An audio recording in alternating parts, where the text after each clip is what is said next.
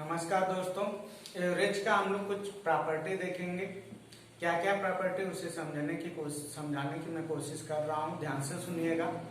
Number एक, जो average यानी औसत है, वह जितने भी टर्म दिए गए हैं उनमें जो सबसे बड़ी वैल्यू होगी, जो सबसे अधिकतम मान होगा, उससे औसत हमेशा कम होगा, और जो न्यूनतम मान होगा यानी कि जो सबसे कम मान होगा उससे हमेशा औसत ज्यादा होगा। यह नंबर एक प्रॉपर्टी।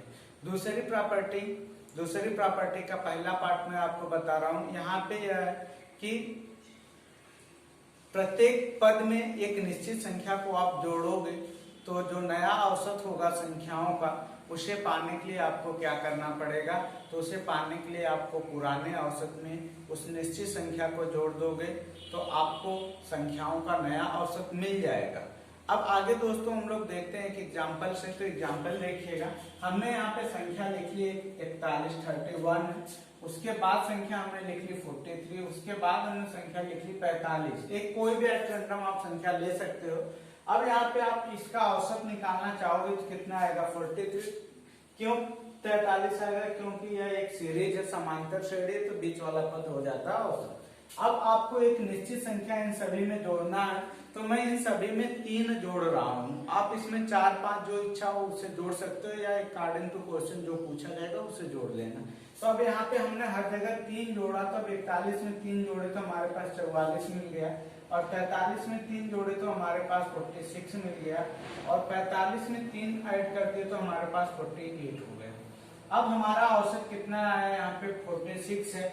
पहले पुरानी संख्याओं का औसत कितना था? पुरानी संख्याओं का औसत हमारा कितना था, 43 था। अब कितना हो गया, 43 प्लस 3 था, हो गया, यानी कि 46 हो गया। यानी कि आपको क्या करना पड़ेगा कि पुराने औसत में उस निश्चित संख्या को जोड़ दोगे तो नया औसत मिल जाएगा। अब दूसरा पार्ट इसका हम लोग देखते हैं।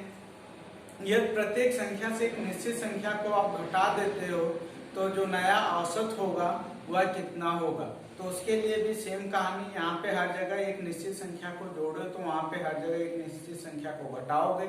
यहाँ पे पुराने औसत में उस निश्चित संख्या को जोड़ के औसत पाते थे। अब यहाँ जो अभी बताने जा रहा हूँ, अब हर जगह से निश्चित संख्या को घटाए, तो इसलिए नया औसत पाने के लिए पुराने औसत में से आपको क्या करना पड़ेगा, उस निश्चित संख्या को घटाना पड़ेगा। तो अगला एग्जाम्पल आप देखिए। वही एग्जाम्पल मैं रखता हूं। संख्याएं 41, 43, 45, हर जगह से हमने क्या किया कि 4 माइनस कर दिया। तो यहाँ से 4 माइनस किया तो अपने पास कितना आ गया, 37 आएगा। क्या इस यहाँ से 4 माइनस कर देते तो हमारे पास कितना आ जाएगा, 39 आ जाएगा। यहाँ से भी 4 हमने माइनस कर दिया तो अपने पास कितना आ जाएगा, 4 माइनस आप करते तो आपके पास 41 आता है। और औसत कितना मिला, 39 मिला। क्या क्यों? क्योंकि यह एक सीरीज है, समांतर श्रेणी है।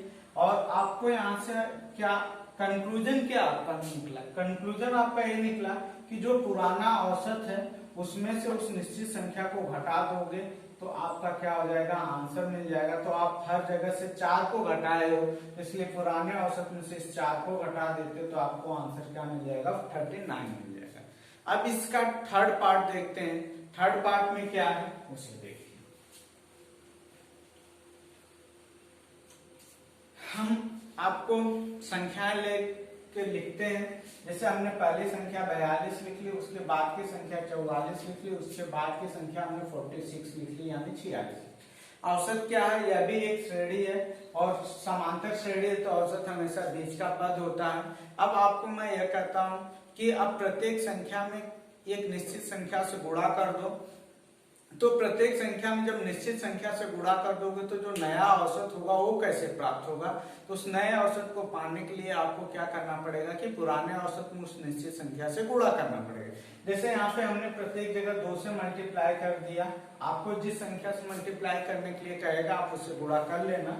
तो 42 गुना कितना हो जाएगा आपका, 84 होगा। क्या यहाँ पे दुगुना करते हो तो कितना हो जाता है, 88 हो जाता है। और यहाँ पे दुगुना करते हो तो कितना हो जाएगा, 92 होगा। औसत कितना होगा, हर जगह आपको कितने कितने का अंतर मिल रहा है, 4 का अंतर मिल रहा है, समांतर श्रेणी हुई तो औसत कितना हो गया 88। आपने किया क्या था यहाँ पे कि हर एक पद में 2 से गुणा कर दिया। जब 2 से गुणा कर दिया तो संख्याओं का नया औसत क्या मिला, नया औसत आपको पाने के लिए पुराने औसत में, नया औसत पाने के लिए आपको पुराने औसत में उस निश्चित संख्या से गुणा करना पड़ेगा। तो पुराना औसत आपके पास है क्या 44 है, और इसमें 2 से गुणा कर देते हो तो आंसर कितना मिल जाता है 88 मिल जाता है।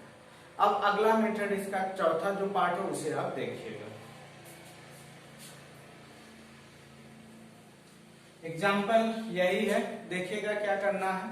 हमने यहाँ पे लिख दिया संख्या 42, 44 और उसके अलावा आपको संख्या लिख लिया 46। औसत क्या होगा हमारा 44 होगा, यानी 44 होगा। अब यहाँ पे हम क्या करते हैं कि प्रत्येक संख्या में 2 से भाग दे देते हैं। तो प्रत्येक संख्या में हमने जब यहाँ पे 2 से भाग दिया तो 42 में 2 से भाग दोगे तो कितना आएगा 21 आएगा, तो 21 लिख लीजिए। 44 में 2 से भाग दो कितना आएगा 22 आएगा, और 46 में 2 से भाग दोगे तो कितना आएगा 23 आएगा क्या।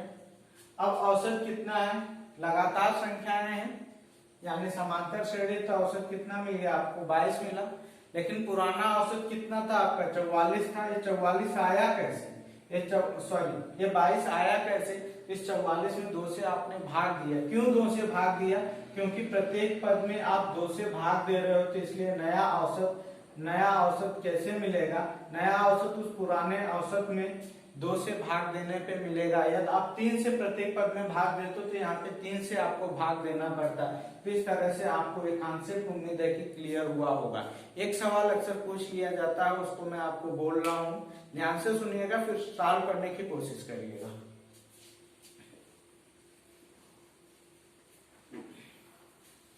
बीस संख्याओं का औसत 30 है।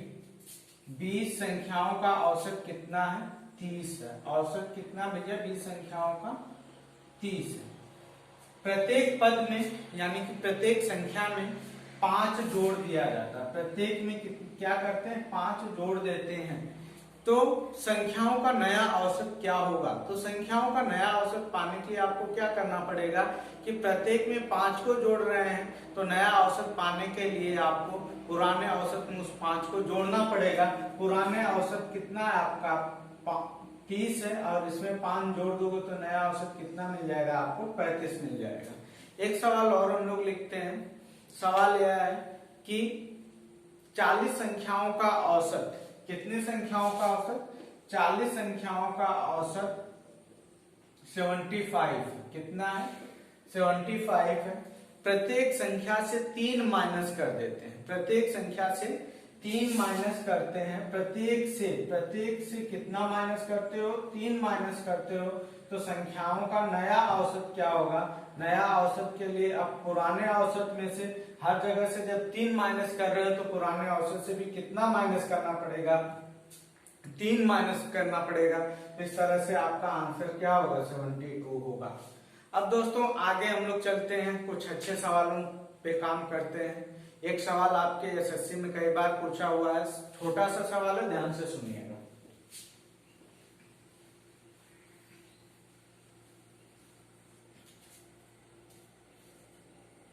बीस संख्याओं का औसत 22 है। 20 संख्याओं का औसत 22 है। प्रत्येक संख्या में एक निश्चित संख्या यक्स को जोड़ दिया जाता है। एक निश्चित संख्या यक्स को जोड़ देते हैं।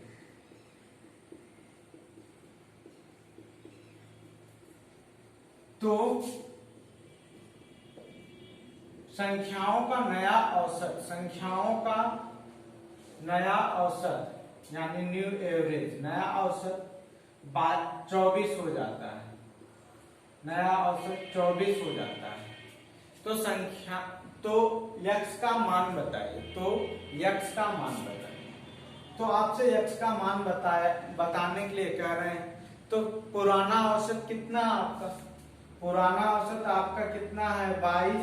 उस निश्चित संख्या यक्स को जोड़ रहे हैं तो नया औसत पाने के लिए पुराने औसत में यक्स को जोड़ोगे। यह बराबर कितने के हो रहा है, 24 हो रहा है क्या, बराबर 24 आपने लिख लिया। और इस 22 को उस पार ले जाओगे तो माइनस होगा, तो 24 में से 22 को घटाओगे तो कितना आएगा, तो इस यक्स का मान कितना हो जाएगा, 2 हो जाएगा। एक अच्छा सा सवाल आपको मैं बोल रहा हूं, ध्यान से सुनिएगा।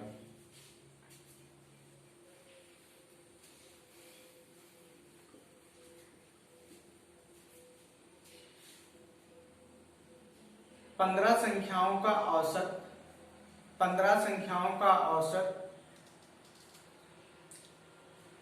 सॉरी, सवाल फिर से मैं बोल रहा हूं। 11 संख्याओं का औसत 55 है, 55। 11 संख्याओं का औसत 55 है। प्रत्येक संख्या में 5 से भाग दे देते हैं। संख्याएं कितनी है, 11, औसत कितना है, 55 है।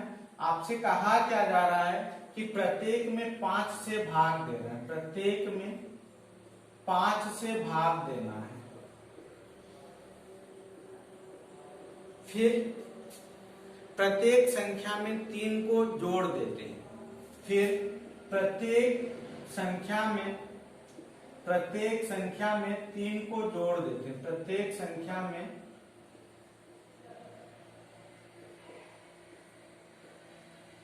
3 जोड़ देते हैं। तो संख्याओं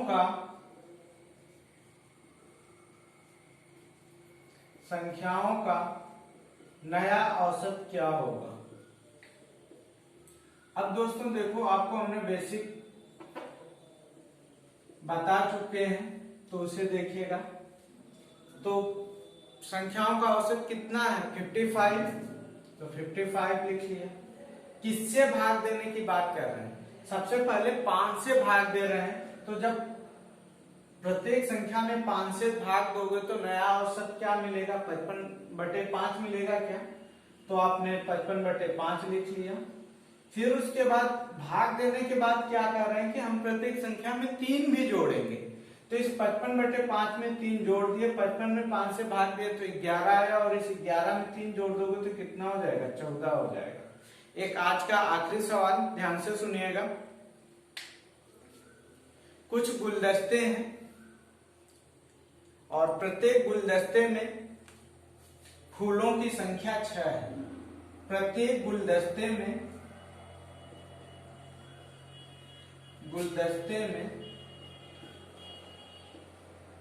फूलों की संख्या 6 है। अब प्रत्येक गुलदस्ते की फूलों की संख्या को 3 गुना कर देते हैं।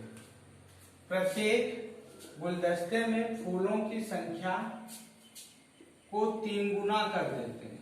कितना गुना, 3 गुना कर देते हैं।